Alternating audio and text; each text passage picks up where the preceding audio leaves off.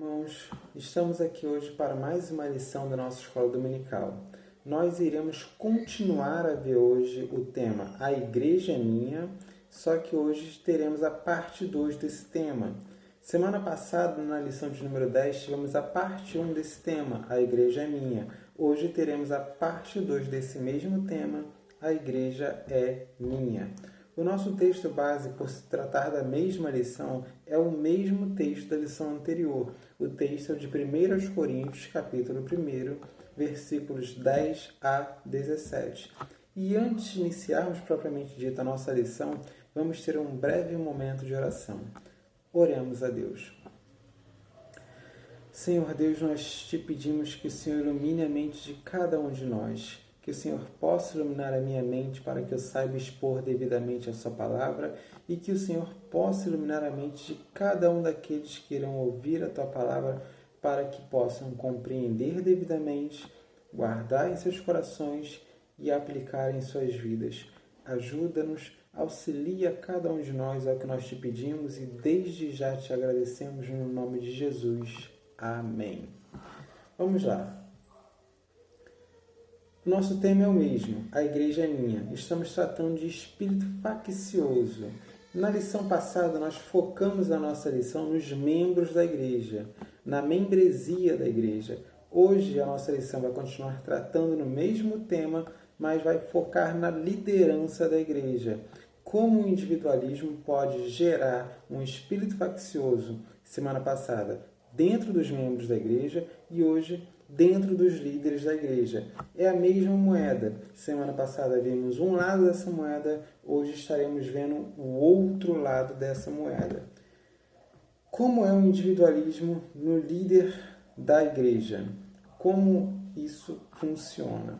Vamos lá. Ponto 1. Nós temos no mundo evangélico pastores personalistas. Quais são as características desses pastores personalistas? Nós vemos que alguns deles são pessoas eloquentes, que falam bem, que conseguem cativar por meio da fala. Nós vemos outros que cativam, mas não por meio da fala, e sim por meio das promessas que fazem, por aquilo que eles dizem que irá acontecer se você fizer tal coisa, ou se você for à igreja dele. E por fim, nós vemos pastores que cativam através das curas, que eles filmam, que eles demonstram, que eles falam ocorrerem em suas igrejas. São formas de cativar as pessoas, por meio da eloquência, por meio da promessa ou por meio de curas, por meio de manifestações sobrenaturais. E esses pastores cativantes, eles buscam ter a palavra final sobre o que a igreja deve crer, sobre o que você deve crer, sobre o que nós devemos crer, sobre as características que devemos ter em nossas vidas, sobre como cada um de nós deve ser. Eles também apresentam a solução para todas as coisas. Para todo e qualquer problema, eles possuem a solução final. Então, cativando as pessoas e querendo impor como cada um de nós devemos ser, ele está se tornando personalista. Ele está impondo a cada um de nós um culto à sua personalidade. Ele cativa a mim, cativa você e quer fazer de você uma pessoa de conforme a vontade dele. Ele cativa você para assim dominar você. Isso é personalismo. E isso é um erro. Nós podemos ver na nossa confissão de fé, aí que aparece na revista, o seguinte: o juiz supremo, pelo qual todas as controvérsias religiosas têm de ser determinadas e por quem serão examinados todos os decretos de concílios, todas as opiniões dos antigos escritores, todas as doutrinas de homens e opiniões particulares, o juiz supremo em cuja sentença nos devemos firmar não pode ser outro senão o Espírito Santo falando na Escritura. Ou seja, a Bíblia deve ter a palavra final em todas as coisas. Não é a minha opinião ou a opinião de outro que deve reger as nossas vidas. Não é o que eu penso ou o que você pensa que deve reger as nossas vidas. É o que a Bíblia diz. A Bíblia tem a palavra final sobre todas as coisas. não opiniões, não características de pessoas, não o personalismo. Quando a pessoa traz para si a palavra final, ela está fazendo um personalismo. O pastor da igreja deve levar a palavra final para a Escritura Sagrada. Essa deve ser a palavra final da igreja. No ponto 2, o dono da igreja, nós temos um texto de 1 Pedro, capítulo 5, versículos 1 a 3, que diz o seguinte: Rogo, pois, aos presbíteros que há entre vós, eu, presbítero como eles, e testemunha dos sofrimentos de Cristo, e ainda coparticipante da glória que há de ser revelada, pastoreai o rebanho de Deus que há entre vós, não por constrangimento, mas espontaneamente, como Deus quer, nem por sorte da ganância, mas de boa vontade, nem como dominadores dos que foram confiados, antes tornando-vos modelos do rebanho. Aqui o apóstolo Pedro ele está se identificando como um dos presbíteros que havia nas igrejas. Ele está se colocando em pé de igualdade como os demais. E aqui a gente vê uma diferença entre um apóstolo e um profeta. Algumas vezes as pessoas têm dúvidas a respeito. Qual é a diferença entre um profeta bíblico e um apóstolo bíblico? Ambos trazem a palavra de Deus para nós. Os profetas de Deus no Antigo Testamento trouxeram a palavra de Deus para nós, trouxeram para nós o fundamento da igreja. Os apóstolos no Novo Testamento também trouxeram a palavra de Deus para nós, também trouxeram o fundamento da igreja para nós. Assim como um fez no Antigo Testamento, o outro fez também no Novo Testamento. Mas se os dois fizeram as mesmas coisas, qual é a diferença entre um e outro? Esse texto nos traz a resposta. Diferente do profeta no Antigo Testamento, os apóstolos, além de trazerem a palavra de Deus, são também presbíteros, são também pastores de igreja. Eles não eram pessoas distantes da igreja, mas eram pessoas que estavam envolvidas dentro da igreja, pastoreando as igrejas de Deus. Essa é a diferença entre o apóstolo no Novo Testamento e o profeta no Antigo Testamento. E a gente se pergunta nesse momento o seguinte: como deve ser a organização da igreja?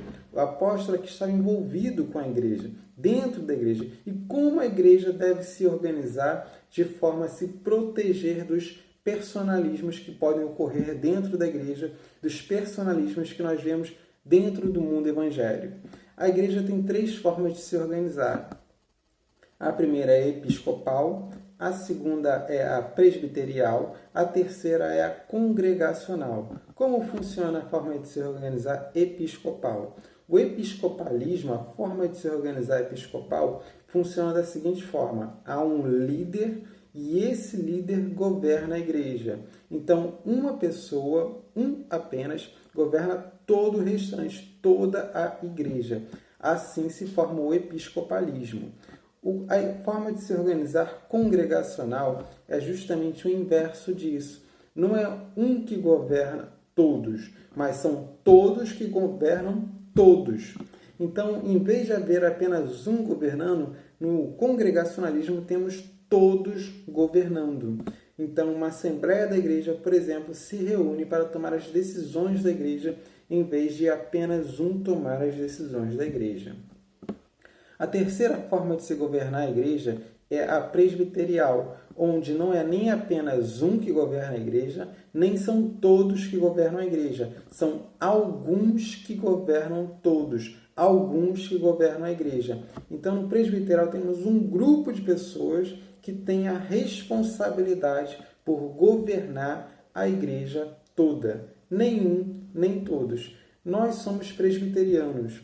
A nossa igreja tem por característica justamente esse modelo de governo de igreja. Na nossa igreja, nenhum governa todo mundo, nem todos governam todo mundo. Um grupo de pessoas governam todas as pessoas. O nome da nossa igreja vem justamente dessa forma de governo eclesiástico. E seria essa forma de governo eclesiástico a forma correta? Sim, seria essa forma de governo de igreja a forma correta. Nós podemos ver, por exemplo, em Atos 14, 23, o seguinte: e promovendo-lhes em cada igreja a eleição de presbíteros, no plural, depois de orar com Jesus, jejuns, os encomendaram ao Senhor em quem haviam crido. Atos capítulo 20, versículo 17, que é um dos textos mencionados na nossa revista, diz o seguinte: de Mileto mandou a Éfeso chamar os presbíteros, novamente no plural, da igreja. Então, nesses dois textos, tanto no anterior como nesse, a palavra presbítero está no plural, havendo uma pluralidade de presbíteros, uma pluralidade de pessoas que governavam a igreja. E o que seriam esses presbíteros que estavam ali governando a igreja? No texto de Atos, capítulo 20, versículos 17 a 28, nós podemos ver três termos ali designando a pessoa que governa a igreja. O primeiro deles é presbítero, como dito antes. O segundo é bispo e o terceiro é pastor. Presbítero designa uma pessoa com uma certa idade, com uma certa experiência. Não é uma pessoa nova na fé, não é uma pessoa que acabou de chegar à fé cristã, é uma pessoa que já possui uma certa idade, não é uma pessoa muito jovem, então é uma pessoa que, por ter uma certa experiência, tem uma capacidade de governar. Não é uma pessoa novata, não é uma pessoa muito jovem, não é uma pessoa que acabou de chegar ali, mas é uma pessoa que possui experiência, que possui uma certa carga e que, em razão disso, tem como governar a igreja. Isso é o que quer dizer presbítero. Bispo quer dizer supervisor, designa a função que o presbítero exerce dentro da igreja. Essa pessoa que é um presbítero, que é um ancião, que tem essa experiência, essa pessoa irá supervisionar a igreja, irá tomar conta da igreja. E de que forma o presbítero supervisiona a igreja? Aí entra o terceiro termo, pastor. Assim como o pastor cuida das ovelhas, cabe ao presbítero supervisionar a igreja. Então, como funciona o governo da igreja? Um grupo de pessoas, não apenas um, nem todos, um grupo de pessoas supervisiona a igreja inteira de forma pastoral. Essa é a forma correta de governo da igreja. Isso pode trazer um certo estranhamento para a gente, uma vez que nós temos na igreja tanto o pastor quanto o presbítero. Se é um grupo de pessoas que juntos governam a igreja, qual a diferença entre o pastor e o presbítero dentro da igreja, já que ambos devem supervisionar a igreja? A diferença está no foco de cada um, ou na ordem de cada um. Enquanto que o presbítero regente cuida principalmente de governar a igreja, o presbítero docente, o pastor da igreja, cuida principalmente de ensinar a igreja. Ambos são aptos para o ensino, ambos possuem capacidade de governar a igreja. Mas enquanto o regente se ocupa principalmente de governar a igreja, o docente cuida de principalmente ensinar a igreja. A gente pode ver isso no texto de 1 Timóteo, capítulo 5, versículo 17, onde fala que alguns se afadigavam na tarefa do ensino, cuidava principalmente do ensino. Esses mereciam dobrados honorários. E nós podemos ver também em 1 Coríntios, capítulo 12, versículo 28, os diferentes dons. Enquanto uns têm o dom do governo, outros possuem o dom de mestre, estão ali para o ensino. Daí a diferença entre um e outro. Mas esse mesmo grupo, do qual faz parte o pastor e do qual faz parte também o presbítero, cabe a eles a supervisão da igreja.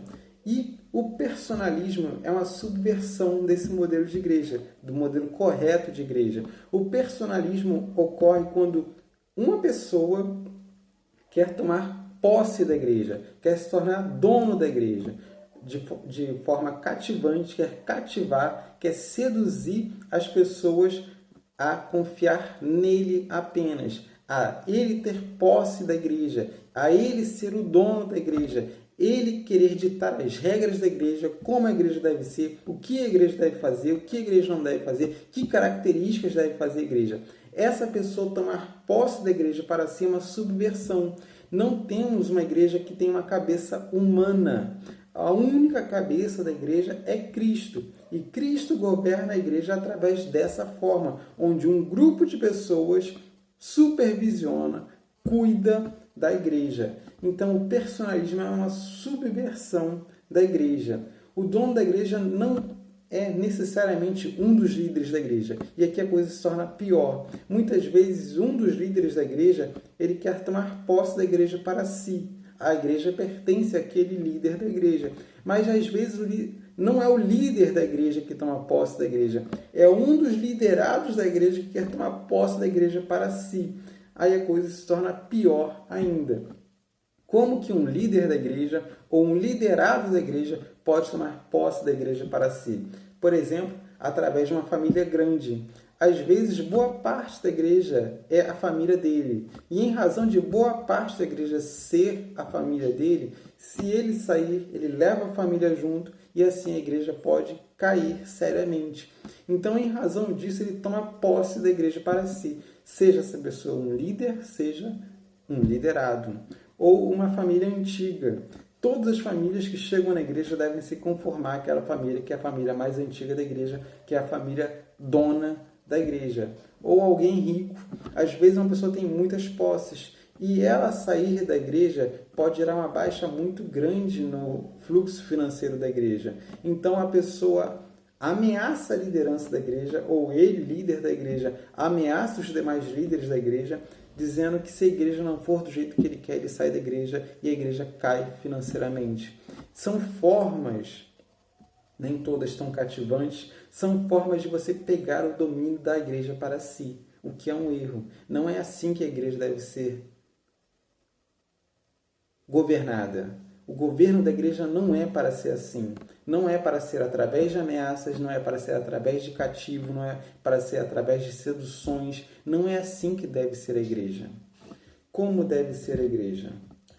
Na igreja, as eleições devem ser para defender o interesse de Cristo. Os líderes devem atender o interesse de Cristo. O que Cristo chamou os líderes para fazer, é isso que os líderes devem fazer. Nós podemos voltar ao texto de 1 Pedro. O que o texto de 1 Pedro diz para nós? Pastoreai o rebanho de Deus que há entre vós. Como? De boa vontade, não como dominadores, tornando-vos modelos para o rebanho. É isso que os líderes da igreja devem fazer.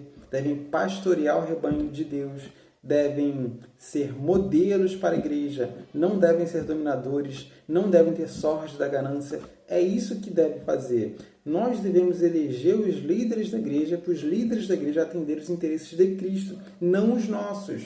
Isso é importante também. Os líderes da igreja não estão ali para entender o nosso interesse particular. Não devemos votar nas pessoas porque as pessoas irão alcançar A, B ou C para a gente. Não é eu irei eleger o líder que irá atender o interesse da minha sociedade interna, da minha família ou aquilo que eu quero em particular. O líder da igreja não está ali para entender interesses das pessoas, está ali para governar a igreja que pertence a Cristo. A igreja não pertence a mim. O líder não está ali para me servir de acordo com aquilo que eu quero. O líder está ali para servir a Cristo e assim ele estará servindo bem a igreja. Para isso serve a liderança da igreja.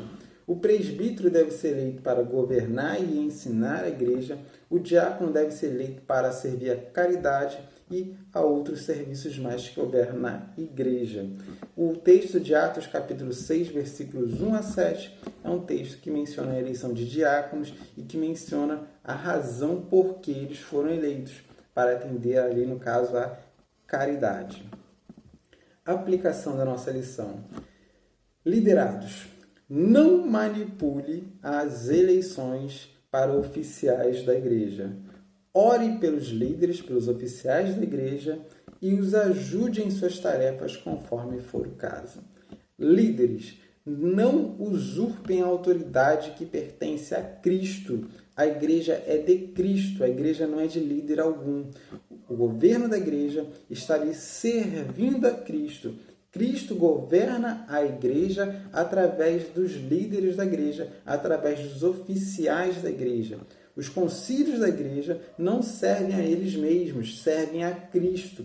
Cristo governa a igreja através dos concílios da igreja. Não usurpem a autoridade de Cristo. governem corretamente a igreja de acordo com a palavra de Deus. Que nós possamos fazer assim. Vamos orar a Deus para encerrarmos a lição de hoje. Senhor Deus, nós agradecemos a Ti pela oportunidade que temos de aprender um pouco mais da Tua palavra e te pedimos, Deus, ajude-nos a guardar essa palavra em nossos corações, a aplicá-la em nossas vidas, a fazer com que nós alcancemos o reto entendimento da Sua palavra. Que possamos ter o governo sadio da igreja e que possamos saber ser liderados devidamente pela igreja, pelo governo da Sua igreja, pelo Seu governo.